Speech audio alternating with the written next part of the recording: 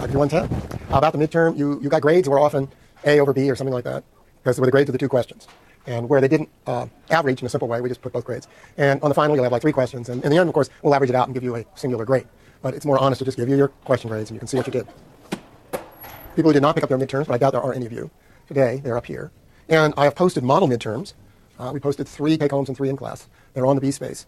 So if you want to see what an A question answer looks like, go there. Okay? And that'll save me a lot of trouble of trying to explain to you, like, well, why did I get a B? Well, because it wasn't an A. And we know, it's the old thing. We know, like the Supreme Court, we know an A when we see it. And we know B when we see it. And after you've read 100 exams, you know exactly what's an A and a B and a B minus.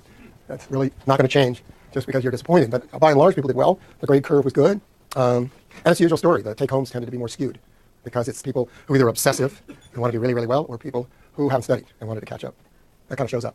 Okay, so today a new topic for my small audience. So good of you to show up. Everybody in this room gets an A. We'll be taking names. All right. Okay, so today, Lecture 16, New Divisions of Labor. Up to now we've talked about things like manufacturing and retail, but that leaves an awful lot out of the economy. And I'm well aware of that. And much of what we've said does apply to non-manufacturing sectors, non-distributional sectors, and so on. And so today we'll take that up. But in taking that up, you have to confront the unbelievable muddle that is the discussion of the social division of labor.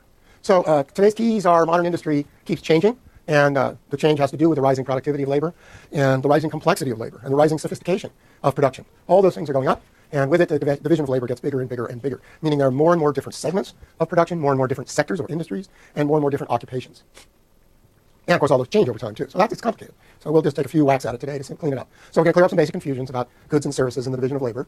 We're going to talk about the kinds, especially today, about the kinds of labor that is generally done in offices. Because when we look around the landscape, the main things we see on the landscape of the geography of industry is factories, warehouses, stores, and offices. That's what we see most of. Now, there are other kinds of workplaces, like truckers going down the road. We've also talked about that a bit. But we will not do hospitals and universities in this course. Excuse me. So that kind of office work is going up systematically with the growth of management and what I call auxiliary labor, or certain kind of auxiliary functions for production. And the create key, they are really key inputs beyond the factory. They're going to go into the factory, but don't quite fit the production chain model we saw before. Kind of linear production where you have raw materials, and you make steel, then you cut the steel into bars, then you put it in a building, and then you have a final product. Put it in cement, then you have a building. That kind of linear production. It's not that simple. And then we'll finish up talking about some ideas about the creative class and the new knowledge economy, whether that stuff really holds up, which I don't think it does and it doesn't. So, as usual, no absolutely clear answers. But you're old enough to deal with that. Okay, our 4 categories today: goods and services, managerial labor, auxiliary labor, creative labor. So we'll start off with goods and services, and we're going to distinguish goods from services and try and clear up that mess, and then talk a bit about occupations, which is types of work.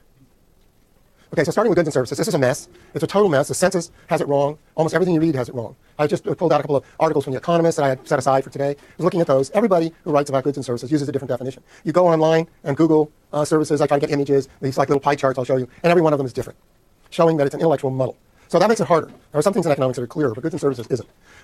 All right, goods and services are really 2 different kinds of output. That is, there's tangible stuff. I'll talk a little more about these definitions before we're done. Tangible stuff versus less tangible or more attached stuff. And both are sold as commodities, and they make 2 different sets of industries. And partly the confusion is about the tangible, intangible, and so on. And part of it is about confusion between outputs and inputs. That is, a lot of things that are called services are actually parts of the division of labor going into the production of goods.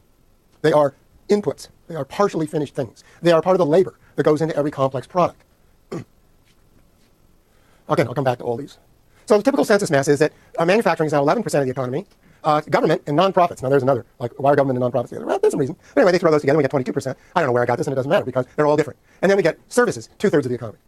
Well, then you'd say, why are we talking about manufacturing all this time? Because, geez, it must all be services. And then we get a graph like this, which is services in the Scottish economy. Don't ask me why that came up at the top of Google, but it did. So here, these are services: real estate and renting, and business activities. What the hell does that mean? But anyway, real estate and renting we sort of understand. Transport and communications is under services here. Hotels are under services, and restaurants. Retailing is under services. Wholesaling is under services. That's interesting. Ever go to a warehouse to get served? No, doesn't make any sense. Motor trades, I have no idea what the Scots, what do they mean by that in Brits? You're my interpreter, huh? Selling, yeah, you think so? Maybe it's repair? Is it auto repair? Could be. That's often thrown into services. Social and personal services and education and health, which is remarkably small in Scotland. Wikipedia says the service is not just 67%, but 78.5%. And since you and I and everybody else depend a lot on Wikipedia, that's a really bad number. So you can't believe everything you read in Wikipedia. Now, this is a better chart. And in this chart, they've left, here's services, only 40%.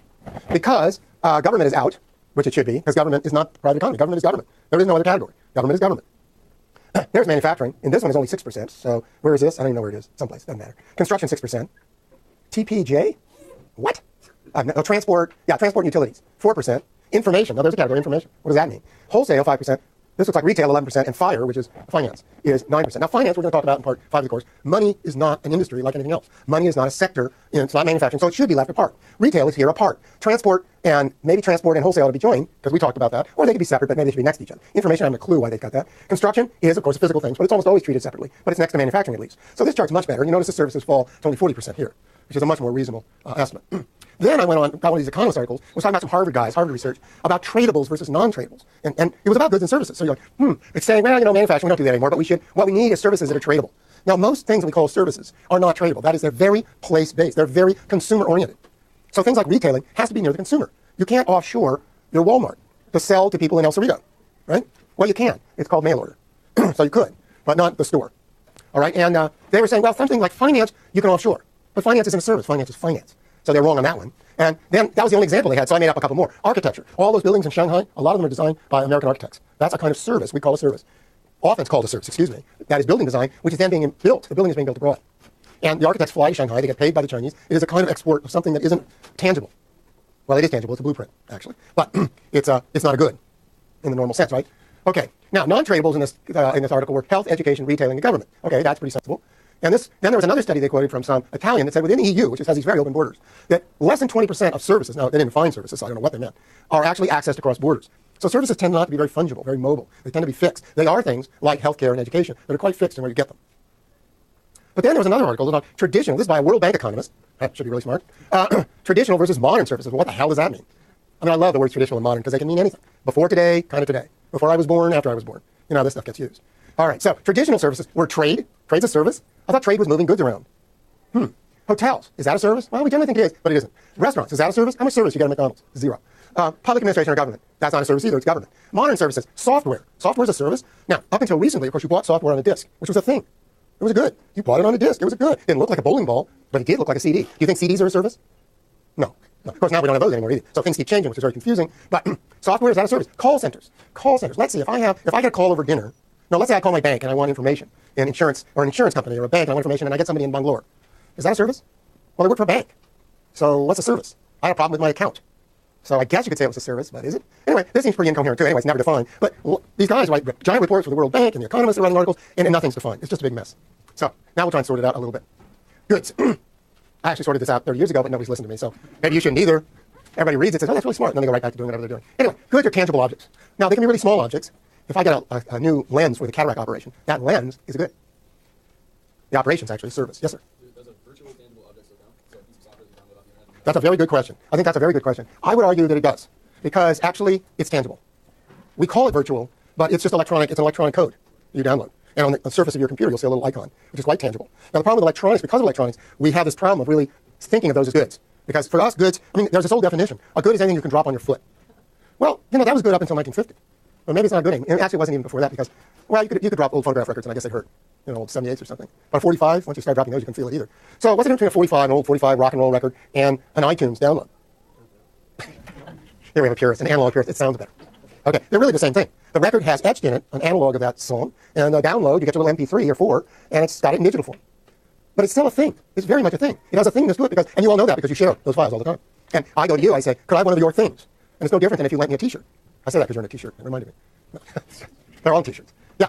You just walk out with pills. And one of the most important things about medical treatment today, which I could go on about, is most of what you get is goods, actually. The healthcare sector, the biggest part of it is pharma, big pharma. What do they sell? Pills. That's a good. When a doctor pokes you and talks to you, that's a service. But most of it's take our health as pills.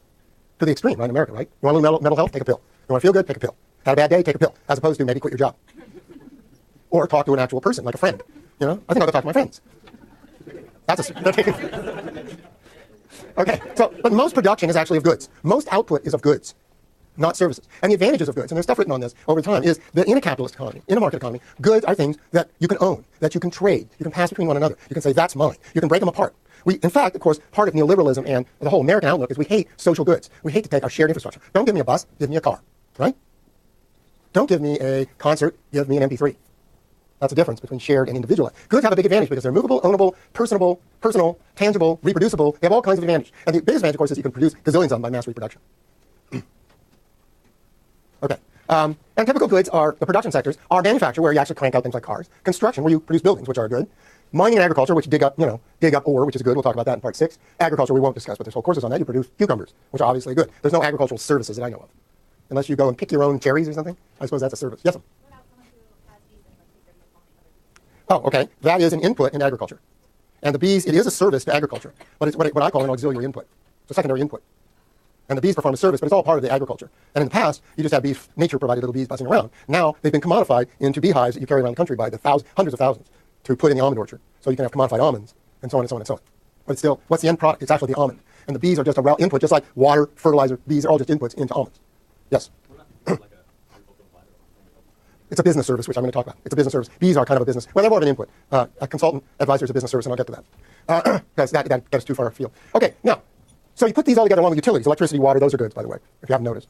Now, electricity, you go, well, that doesn't really come as a thing, does it? But the plug is a thing, and the electricity actually is a thing. It's a lot of electrons that are flowing through the wire. And the thingness is invisible. But we know it's there because it runs our machinery and so on. Okay, so production, those are the real production sectors, the total of production. And it is declining. It's down to 22% from 40%. What's the years? Oh, I think that's 45 to 2005. Manufacturing is actually going lower. Mining and agriculture down to very, very low. Construction around 5%, although in the last bubble it went up much more than that. So we do see these kind of graphs showing manufacturing and other things going down. No, yeah, the outsources stuff is not counted. Yes. AGL, agriculture. AGL. Okay, so that's goods. But there's also good circulation. We can't forget about that. Distribution. What we talked about before, we had a lot of discussion of this because for me it goes right along with talking about manufacture, is the movement of those goods. The wholesaling, the transport, the logistics, all that. If you add, and retail, if you add distribution plus retail, you're back up to another 20%. So goods production plus circulation is still 42% of the economy. And then your government's about 20, and then service is about another 20. Oh, that leaves out, finance is another 10 or so. So, somewhere you got to squeeze that all in. Now, these keep varying, they keep changing, so don't believe me, but I'm trying to give you an idea. What about services? What's a service industry? A real service has pretty much no tangible product. Now, that's a little slippery, but it's not an independent tangible product. Generally, a service is working directly for somebody or on someone. That is, I'm giving you a haircut. I am giving you a medical examination. It's on you. It's direct. It doesn't take any intermediate form. You just get a haircut. You get your tooth filled. Now, I suppose you could argue that certainly the dentist buys a good, which is called porcelain, and cement, another good, cement, and they make you a filling with that. But what the dentist is doing is a service on you. And I suppose, except when people pull gold fillings out. I guess if you got a gold tooth, that's kind of good. So when you go to a concert, that's clearly a service. It's a performance. But a movie, what's a movie? It's a good.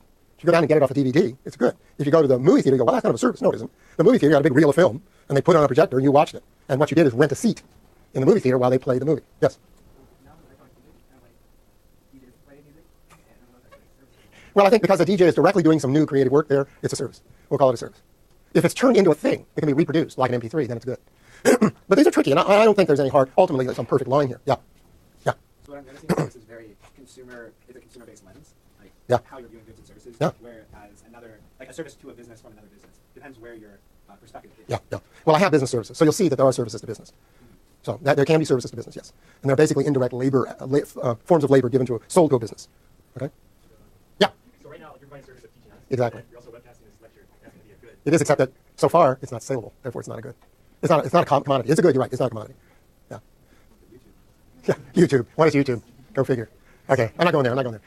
So what's left? Okay, service sectors, I estimate maybe 35%. With business services, 15%. And consumer services, about 20%. They keep growing because of healthcare. A lot of what we call personal services or consumer services, we have things like entertainment, domestic service, child care, and other kinds of haircuts and beauty salons and so on. Health and education are so big, they're usually treated as quite separate from just miscellaneous entertainment or beauty salons for good reason. Then there's finance and government, neither of which is a service. They're completely different. They are neither goods nor services, as a rule. They are just government and finance. And this mix, just again, get back to geography, there's a different mix in every country. Now, here are 4 countries, Japan, Germany, United States, and Britain, where manufacturing output has gone down over the last 20 years. But notice, Japan and Germany are much higher than Britain and the United States. They're almost double, and have been for a long time. So there have been much more manufacturing countries in recent years, since World War II, or over the last 30, 40 years. Division of labor. Sorry.